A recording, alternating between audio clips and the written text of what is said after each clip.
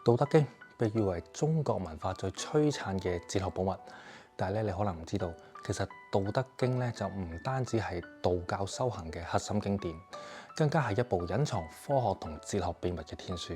究竟喺道藏呢一本道教經典集成入邊，裏面有好多注釋啦嚇，咁又點樣帶我哋走近老子嘅思想深淵呢？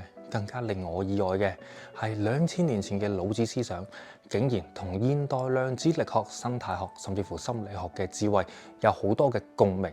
今日咧，我哋就一齊深入探討一下。如果大家中意我頻道嘅話，記得訂閱我頻道，再撳埋鬧鐘，咁我哋更新嘅時候，你第一時間知道。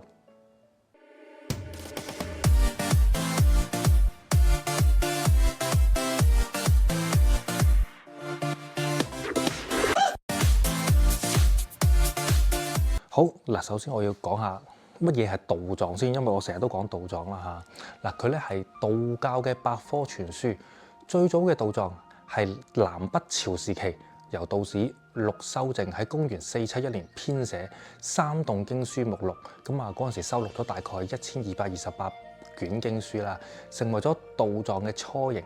之後喺唐宋明朝咧都有呢個繼續收錄到嘅，咁去到清朝就冇啦。咁啊，當中咧就包括咗好多經典啊、律法啊、論述啊等等啦，多個部分組成嘅。咁我好辛苦咧，先揾到道藏嘅文字版本嘅。好啦，入翻正題先，《道德經》咧喺呢個道教裏面咧地位極高，自然有大量嘅注釋為我哋去解開其中嘅深奧義理啦。道藏裏面咁啊，裏面有超過10部經典係專門講解《道德經》嘅。咁啊，有一啲注重呢個哲學啦，咁有一啲就偏向呢個修行指導啦，亦都咧以解釋佢裏面啲字啊，去為主要嘅文本分析啦。嗱，呢啲注釋咧就唔單止反映咗唔同時代對《道德經》嘅理解，更加展示咗多元文化同埋呢個思想交融嘅精彩。其實咧咁多本注釋裏面咧，就只係朝去3大方向嘅啫。咁我由哲學嘅詮釋去講起啦。嗱，《道德真經》講聖義，係唐代名士杜江亭嘅作品。佢將《道德經》嘅上篇定為道，下篇就定為德。嗱，佢認為道係宇宙嘅本源，而德係宇宙運行嘅規律。杜江亭咧就強調道唔止係抽象嘅哲學啦，更加係生活實踐嘅指南，提醒我哋返璞歸真。咁另一個方向啦，就係修行嘅指導。道德真經解就更偏向實踐，咁樣透過通俗嘅語言教導修行者點樣以清淨無為修練心性。佢咧就詳細列出咗修練嘅步驟，例如冥想啊、呼吸控制啊，幫助修行者達到呢個身心平衡啊。第3個方向就係文本分析。宋代彭熾嘅《道德真經集注釋文》，佢咧就逐字逐句去解讀呢個《道德經》。詳細講解呢個詞義，甚至分析呢個音韻，令到經文更加容易被普通人去掌握。上善若水呢段經文咧，就俾咗哲學家咧同埋呢個現代管理者咧好多嘅啟發嘅。嗱，老子就認為水柔若謙和，但係能夠滋潤萬物，最終改變世界嘅形態。現代管理學咧就引用咗呢一個概念啦，用柔性管理應對企業嘅變革同埋挑戰，強調領導者應該學識順勢而為。而喺《道德經》第42章，老子提到道生一，一生二，二生三，三生萬物。呢一段咧就俾現代物理學家認為同宇宙大爆炸嘅理論係好相似嘅。道生一就被視為宇宙起源點，而一生二咧就係可能指緊呢個正負物質嘅對偶。至於咧三生萬物咧就更加切合呢個粒子衍生萬物嘅過程。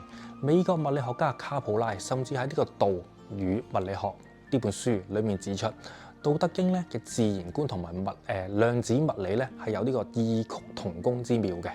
至於致虛極守靜篤呢句説話咧，喺心理學界咧就被視為一種內在嘅修復嘅力量啊。心理學家卡爾榮格就指出，《道德經》裡面講嘅道同人嘅潛意識有密切嘅關係。佢認為喺煩囂嘅現代生活當中，回歸內心嘅平靜，可以幫助人紓解壓力，達到更高層次嘅心理平衡。而道法自然呢4個字演變現代環保理念嘅基石，提醒人類啊要尊重大自然規律，而唔係違背佢。尤其喺今日嘅氣候危機之下，老子嘅生態智慧為我哋提供咗寶貴嘅反思。學者就認為，老子提出嘅無為思想係可以應應用喺呢個自然保護，減少人類對生態系統嘅過度干預。嗱，喺咁多嘅注釋啦，同埋跨界解讀裏面咧，我哋就睇到啦，《道德經》咧其實係一本咧超級勁嘅經典嚟嘅。無論咧喺古代嘅道士，或者現代嘅科學家、心理學家，甚至乎係普通人都可以喺佢嘅文字裏面揾到啟發。老子嘅思想就好似一條橋梁咁，連接咗古代哲學同埋現代科學。嗱，同時啦，佢嘅智慧咧，亦都提醒我哋謙卑咁面對未知。嗱，好似量子力學家理察費曼所講，我哋對自然嘅認識永遠都只係冰山一角。